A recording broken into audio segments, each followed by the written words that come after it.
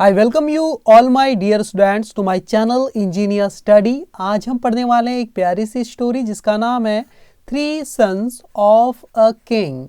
Three sons मतलब होता है तीन बेटे, ऑफ मतलब के किसके, अ किंग एक राजा के, एक राजा के तीन बेटे। ठीक है, ये स्टोरी है, इसे हम रीड करेंगे, ट्रांसलेट करेंगे। काफ़ी हार्ड वर्ड्स भी आप सीखने वाले हैं, ग्रामर भी आपको बताऊंगा, और कॉम्प्रहेंसन मतलब पढ़ के समझना, एंड काफ़ी सारे स्ट्रक्चर भी आपको देखने को मिलेंगे, कैसे यूज़ किया जाना है वर्ड्स का, स्ट्रक्चर्स का, ताकि आप उन्हें अपने डे टू डे लाइफ में भी आप यूज़ कर सके। ठीक है, तो कंप्लीट ट्रांसलेशन होने वाला है इंग्लिश से हिंदी में। वर्ड्स के मीनिंग भी मैंने नीचे लिखे हुए हैं, ठीक है, आप देख सकते हैं। तो स्टार्ट करते हैं यहाँ से। ओके, वंस मीन्स एक बार। क्या हुआ एक बार? There lived a king.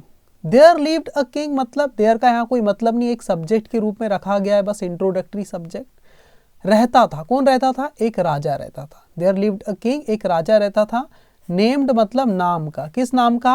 Ralph. Ralph नाम का एक बार की बात है, एक राजा रहता था। ही हैड मतलब उसके थे, उसके पास थे या उसके थे, क्या थे उसके? ही हैड थ्री सन्स मतलब तीन बेटे, उसके तीन बेटे थे। The first son, the first means पहला। जब भी आप फर्स्ट सेकंड थर्ड लिखते हैं तो द लगाकर ही लिखना होता है। ठीक है, ये ऑर्डर को बताने वाले नंबर होते हैं, इसको ऑर्डिनल नंबर बोलते हैं, द लगाकर ही लिखा जाता है। द फर्स्ट सन जो पहला बेटा, वॉज मतलब था, क्या नाम था उसका? सैम। पहला बेटा कौन था? सैम था। द सेकंड मतलब दूसरा, वॉज मतलब था, दूसरा था जॉन। एंड द थर्ड और तीसरा, वॉज मतलब था, तीसरा कौन था? एरिक। पहला था सैम, दूसरा था जॉन, और तीसरा बेटा क्या था? एरिक, सबसे छोटा था Eric. The king was on the verge of death. On the verge of का मतलब होता है की कगार पर होना, के पड़ाव पर होना। ठीक है, तो the king was on the verge of death मतलब राजा मृत्यु की कगार पर थे, मतलब वो मरने वाले थे। ठीक है, ही वॉन्टेड, वो जो राजा था वह चाहता था, क्या चाहता था? वॉन्ट यानी चाहना, उसी की पास्ट फॉर्म क्या है? वॉन्टेड, पास्ट इंडेफिनिट टेंस है। वो राजा क्या चाहता था? टू पुट मतलब सम्मिलित करना चाहता था। हिज थ्री सन्स अपने तीन बेटों को, अपने तीनों बेटों को कहाँ सम्मिलित करना चाहता था? टू द टेस्ट मतलब परीक्षा में, यानी उनकी परीक्षा लेना चाहता था। जैसे मैं आपको बोलना चाहूँ, मैं आपकी परीक्षा लेना चाहता हूँ, तो मैं कैसे बोलूँगा? I want to put you to the test. I want to put you to the test मतलब मैं आपके टेस्ट लेना चाहता हूँ, परीक्षा लेना चाहता हूँ। तो राजा जो थे, ही बोला उनको, ही वॉन्टेड वो चाहते थे, वो अपने तीनों बेटों की परीक्षा लेना चाहते थे, जो ताकि जो अच्छा होगा वो फिर आगे राजा बनेगा, तीनों में से जो ज़्यादा अच्छा होगा, बुद्धिमान होगा। देखो, ही आस्क्ड राजा ने पूछा, ही आस्क्ड राजा ने पूछा, देम यानी उन्हें, अपने तीनों बच्चों को। यहाँ पूछा नहीं बोलेंगे है ना, आस्क यानी पूछना भी होता है, लेकिन आस्क का मतलब होता है किसी को कुछ करने के लिए कहना।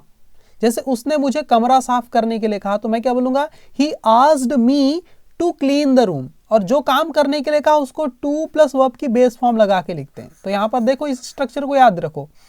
ही आस्क्ड, ही किसको बोला? राजा को। राजा ने कहा, देम यानी उन्हें, अपने पुत्रों से क्या करने को कहा? To assemble. असेंबल यानी होता है इकट्ठा होना, टू असेंबल यानी इकट्ठा होने को कहा। द नेक्स्ट डे अगले दिन, कहां पर जमा होने कहा, कहां पर असेंबल होने कहा? इन हिज रूम, राजा के कमरे में। इन हिज रूम, उसके कमरे में। राजा ने, है ना, ही आस्क्ड देम, उसने कहा उनसे, अपने तीन बच्चों से, टू असेंबल इकट्ठा होने के लिए, द नेक्स्ट डे अगले दिन, इन हिज रूम अपने कमरे में। ही आस्क्ड देम, उसने कहा उनसे, अपने तीनों बच्चों से, टू फिल मतलब फिल कर दो, भर दो, किसको? द एंटायर रूम, पूरे कमरे को भरने के लिए कहा। विद मतलब से, किस चीज से? विद समथिंग मतलब किसी चीज से। राजा ने कहा भैया किसी चीज से तुम इस कमरे को पूरा भर दो, एंटायर रूम मतलब पूरे कमरे को। और फिर क्या कह रहे हैं, देखो राजा यहां से लेके यहां पर, ही सेड राजा ने कहा, क्या कहा? Whoever does fill this room completely. Whoever मतलब जो कोई भी, डस फिल मतलब फिल कर देगा, जो कोई भी, डस फिल मतलब फिल कर दे, थोड़ा जोर लगा के स्ट्रेस देके बोल रहे इसलिए डस लगा हुआ है। जो कोई भी अगर फिल कर दे, भर दे इस कमरे को, दिस रूम इस कमरे को, कंप्लीटली मतलब पूरी तरह से, एडवर्ब है। जो कोई भी इस कमरे को अच्छी तरह, कंप्लीटली पूरी तरह से भर देगा, विल बिकम वो बन जाएगा, क्या बन जाएगा? द किंग राजा बन जाएगा, है ना। विल के साथ वर्ब की बेस फॉर्म आती है, इसका मतलब क्या होता है? कुछ होगा, फ्यूचर इंडेफिनिट टेंस है ना, विल बिकम द किंग, वो राजा बन जाएगा। ही सेड, उसने कहा राजा ने, ठीक है।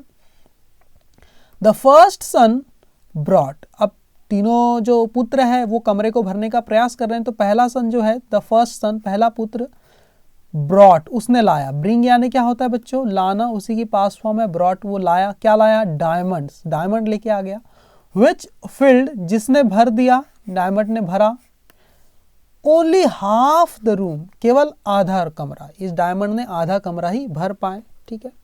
द सेकेंड सन, जो दूसरा पुत्र था, the second sun, filled the room with cotton, उसने भर दिया, द रूम मतलब उस कमरे को, विद मतलब से, किससे, कॉटन से, कपास से। बट लेकिन क्या हुआ, इट वॉज नॉट सफिशियंट, ये सफिशियंट नहीं था, पर्याप्त नहीं था इतना कॉटन, ठीक है। द थर्ड केप्ट, और जो द थर्ड का मतलब है तीसरा, द थर्ड सन बोलने की जरूरत नहीं, द थर्ड से पता है किसकी सन की बात हो रही है, हमें तो पता ही है पुत्रों की। द थर्ड, तीसरे वाले ने, द तीसरे सन ने केप्ट, कीप यानी क्या होता है बच्चों, रखना, उसी के पास फॉर्म है केप्ट, रख दिया, क्या रख दिया, अ लैंप, एक लैंप रख दिया। इन द मिडल मतलब बीचों बीच, ऑफ मतलब के, किसके, द रूम यानी कमरे के, in the middle of the room मतलब कमरे के बीचों बीच एक लैंप रख दिया, किसने, तीसरे पुत्र ने।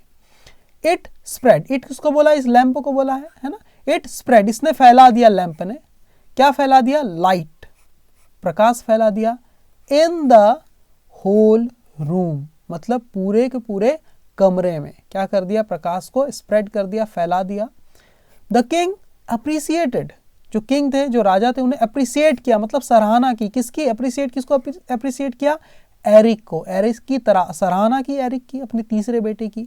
एंड और डिसाइडेड, और तय किया, डिसाइड करना, तय करना, फैसला किया, क्या फैसला किया, दैट की he will be the king, वो होगा, ही विल बी, वो होगा, क्या होगा, द किंग मतलब राजा, कि वही राजा होगा मेरे मरने के बाद, ऐसा उन्होंने डिसाइड किया, फैसला किया, ठीक है।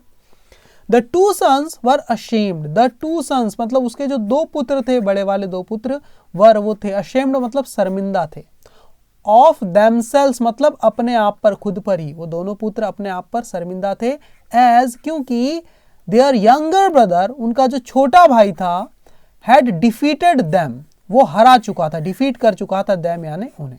हेड के बाद वर्ब की थर्ड फॉर्म है, पास्ट परफेक्ट टेंस है, मतलब चुका था, चुके थे वाला सेंस आता है इसमें, ठीक है। क्योंकि देयर यंगर ब्रदर, उनके छोटे भाई ने, हैड डिफीटेड देम मतलब उन्हें हरा चुका था। आफ्टर द डिमाइस, आफ्टर यानी के बाद, किसके बाद, द डिमाइस, डिमाइस का मतलब होता है देहांत, ठीक है, या मृत्यु बोल सकते हो ना, ठीक है। देहांत के बाद, ऑफ मतलब के, किसके, द किंग, राजा के देहांत के बाद, एरिक बिकेम, एरिक बन गया, बिकम यानी होता है क्या, बनना, उसी की पास्ट फॉर्म है बिकेम, बना, क्या बना, Eric became the king, Eric राजा बना, ठीक है। तो कैसी लगी स्टोरी मुझे कमेंट करके जरूर बताना। इसी टाइप से आप रीडिंग करते रहिए, जितना आप रीडिंग करेंगे और अपने मन से भी कुछ कुछ सेंटेंस बनाइए, तब जाके आपकी इंग्लिश इंप्रूव होगी। जैसे अशेम्ड मतलब शर्मिंदा, और किस चीज़ पर शर्मिंदा है तो ऑफ लगा कर लिखना है, और खुद पर शर्मिंदा है तब भी ऑफ लगा कर लिख देना है। जैसे मैं बोलूँ, मैं अपने आप में शर्मिंदा हूँ, I am ashamed of my self, I am ashamed of my self मतलब मैं अपने आप में शर्मिंदा हूँ।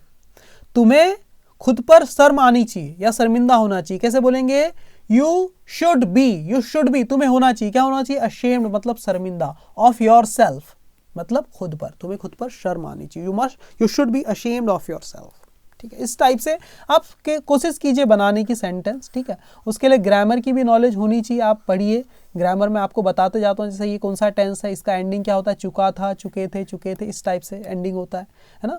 इस टाइप से आप लोग रीड करते जाइए, ओके।